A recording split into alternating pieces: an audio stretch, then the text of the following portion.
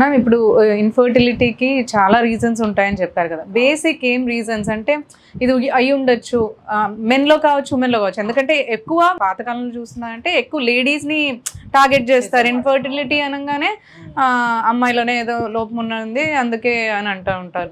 So ఇప్పుడు అందరు కూడా కొంచెం అడ్వాన్స్డ్గా ఆలోచిస్తున్నారు అండ్ అవగాహన వచ్చింది కాబట్టి మెన్ది కూడా పార్ట్ ఉంటుందని అంటున్నారు. బట్ బ్యాక్గ్రౌండ్లో అయితే ఇప్పుడు మనం ఎడ్యుకేటెడ్ వాళ్ళకైతే తెలుస్తుంది, ఆలోచిస్తున్నారు.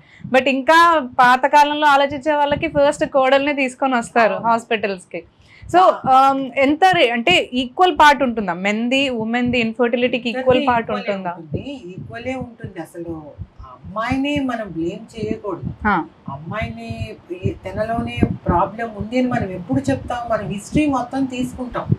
హిస్టరీ తీసుకున్న తర్వాత హస్బెండ్ కౌంట్ బాగుండి, మొటిలిటీ బాగుండి, మర్ఫాలజీ బాగుండి, ఎవ్రీథింగ్ అతనిది డిఎన్ఏ ఫ్రాగ్మెంటేషన్ ఇండెక్స్ అన్నీ కూడా బాగున్న తర్వాత ఇప్పుడు మనం అమ్మాయిని చూసినప్పుడు అమ్మాయిలో ఏమన్నా ఇన్ఫర్టిలిటీతో వచ్చినప్పుడు ఇద్దరికి టెస్ట్ చేయాలంటారు కంపల్సరీ. అదొక్కటి కాదు, మన చాలా సేపు మనం వాళ్ళతో స్పెండ్ చేయాలి. ఇప్పుడు గర్భసంచి ఉంటుంది, ట్యూబ్స్ ఉంటాయి, నెక్స్ట్ ఓవరీస్ ఉంటాయి. ఇందులో ఎక్కడ ప్రాబ్లమ్స్ ఏంటనేది మనం చూసాం. మనం స్కాన్ చేసినప్పుడు ఓవరీస్ లో ఏమైనా పాలిసిస్టిక్ ఓవరీస్ ఉన్నాయా, ఏమైనా అండాలలో నీటి బుడగలు అంటారా, అలాంటివి ఏమైనా ఉన్నాయా లేవా అనేది మనం చూస్తూ ఉంటాం. అట్లాగే మనకి ట్యూబ్స్ బాగున్నాయా లేవా అనేది చూడాలి అని అనుకున్నప్పుడు తక్కువ కాస్ట్ లో హెచ్ఎస్సి, కొంచెం హెచ్ఎస్సి కన్నా బెటర్ మెథడ్ ఏంటంటే లాప్రోస్కోపీ. లాప్రోస్కోపీలో ఏమవుతుందంటే మనకి డైరెక్ట్ గా విజువలైజేషన్, అంటే యూట్రస్ ని కానీ ట్యూబుల్ని కానీ అన్ని కూడా మనము ఓవరీస్ అన్ని కూడా మనం చక్కగా చూడొచ్చు. చూసిన తర్వాత ట్యూబ్స్ అన్ని బాగుండి, ఓవరీస్ కూడా నార్మల్ గా ఉండి, ఎవ్రీథింగ్ నార్మల్ గా ఉన్నా కూడా ఒక్కొక్కసారి ప్రెగ్నెన్సీలో అంటే ఏంటి రిసెప్టివిటీ ఆఫ్ ద ఎండోమెట్రియం, గర్భసంచి లోపల పొర దాన్ని క్యాచ్ చేసుకోవాలి. ఆ పొరలో కొంచెం తేడాలు ఉన్నప్పుడు కూడా గర్భిణీలు రావు. సో ఆ పొర కోసం అనేది మనం ఏం చేస్తామంటే హిస్ట్రోస్కోపీని డైరెక్ట్ గా గర్భసంచి లోపలికి వెళ్ళి ఒక పరీక్ష చేసుకుంటాం. సో హిస్ట్రోస్కోపీ నార్మల్ గా ఉందా, ఏమన్నా పాలిప్స్ ఉన్నాయా, సబ్సెప్టమ్ ఏమైనా ఉన్నాయా, సెప్టేట్ యూట్రస్ ఏమైనా ఉన్నాయా, ఇట్లాంటివన్నీ కూడా మనం హిస్ట్రోస్కోపీలో చూడొచ్చు. ఆ ఇన్ఫర్మేషన్ కొంత మనకి స్కాన్ లో కూడా వస్తుంది. పాలిప్ ఉంటే మనకి స్కాన్ లో కనపడుతుంది, సబ్మ్యూకస్ మయోమా ఉన్నా కనపడుతుంది, సెప్టేట్ యూట్రస్ ని మనం ఐడెంటిఫై చేయొచ్చు, సబ్సెప్టేట్ యూట్రస్ ని ఐడెంటిఫై చేయొచ్చు. థిన్ ఎండోమెట్రియం ఉంటాయి కొంతమందికి, ఎందుకు ఇంత థిన్ ఎండోమెట్రియం ఉంది ఏంటి అనేది మనం అప్పుడు హిస్ట్రోస్కోపీలో మళ్ళీ ఇవాల్యుయేట్ చేస్తాం. ఫస్ట్ డే నుంచి వాళ్ళని చాలా ఇవాల్యుయేట్ చేసి కనుక చేస్తే సక్సెస్ రేట్ అయితే డెఫినెట్ గా మనకి కొంచెం బాగుంటుంది. ఇప్పుడు ఉమెన్ లో అయితే ఈ టెస్ట్ చేయొచ్చు ఇన్ఫర్టిలిటీ అని అన్నారు. మెన్స్ లో అయితే ఏం చూస్తారు?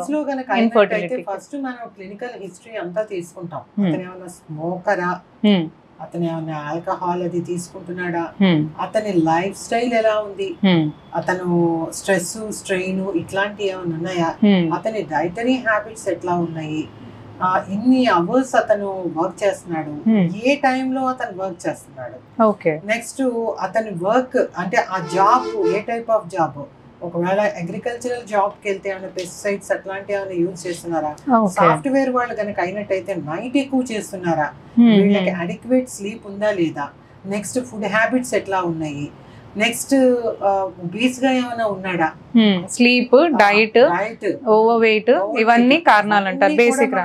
అదే ఈ ఇవాల్యుయేషన్ కే మనకి చాలా టైం పడుతుంది. ఒక్కొక్క పేషెంట్ కి మనకి ఇవాల్యుయేషన్ కే చాలా టైం పడుతుంది, ఈజీ కాదు. ఓ రోజుకి ఇంతమంది అని అంటే అసలు చాలా కేర్ఫుల్ గా మనం చూడాలి. సో ఇంత ఇవాల్యుయేట్ చేసిన తర్వాత అతనికి మళ్ళీ sperm count, sperm motility, DFI ఇవన్నీ కూడా మనం చేసుకోవచ్చు. కల్చర్, సెమెన్ కల్చర్ చేసినప్పుడు ఒక్కొక్కసారి ఇన్ఫెక్షన్స్ ఉంటాయి, ఆ ఇన్ఫెక్షన్స్ కి మనం యాంటీబయాటిక్స్ అవి ఇచ్చుకున్నప్పుడు అంతా కూడా క్లియర్ అయిపోతాం. సో ఇవంతా కూడా మనం చక్కగా కనుక క్లియర్ చేయగలిగితే అమ్మాయి తరఫు నుంచి కానీ అబ్బాయి తరఫు నుంచి కానీ ఇవన్నీ కూడా మనం క్లియర్ చేస్తే డెఫినెట్ గా ప్రెగ్నెన్సీ అయితే వచ్చే అవకాశాలు బాగుంటాయి. ఓకే, సో బేసిక్ రీజన్స్ అయితే స్ట్రెస్, మనకి మెడికల్ లోకి రాకముందు ఇవన్నీ అయితే రీజన్స్ అంటారు. చాలా మంది మేము ఫ్రీక్వెంట్ గా చూసేది ఏం చూస్తున్నాం అంటే అమ్మాయిలు కొంచెం ఒబేస్ గా ఉంటున్నారు, పీసీఓడీలు ఉంటున్నాయి, రెగ్యులర్ ఎక్సర్సైజెస్ లేకపోవటం, డైటరీ హ్యాబిట్స్ అన్ని కూడా మారిపోతున్నాయి, హెల్దీ కాకుండా హెల్దీ అయిపోయింది, హెల్దీ డైట్ తీసుకోవటము, అడిక్వేట్ స్లీప్ లేకపోవటము, నెక్స్ట్ వాళ్ళ వర్కింగ్ అవర్స్ లో వాళ్ళకి ఉన్న స్ట్రెస్ ఇవన్నీ కూడా మనం అడిగేటప్పుడు మాకు హిస్టరీలో ఇవన్నీ వచ్చినప్పుడు వాళ్ళకి అడ్వైస్ ఇస్తాం.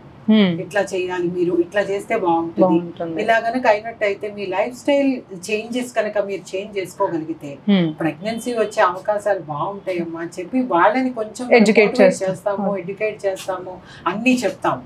చాలా మంది పేషెంట్స్ కోఆపరేట్ చేస్తారు. కోఆపరేట్ చేసి మనం చెప్పినట్టు వింటారు. విన్నప్పుడు రెగ్యులర్ ఎక్సర్సైజ్ చేయమ్మా అంటే ఎట్లా చేయాలండి ఎక్సర్సైజ్ ఏంటని అన్ని అడుగుతారు.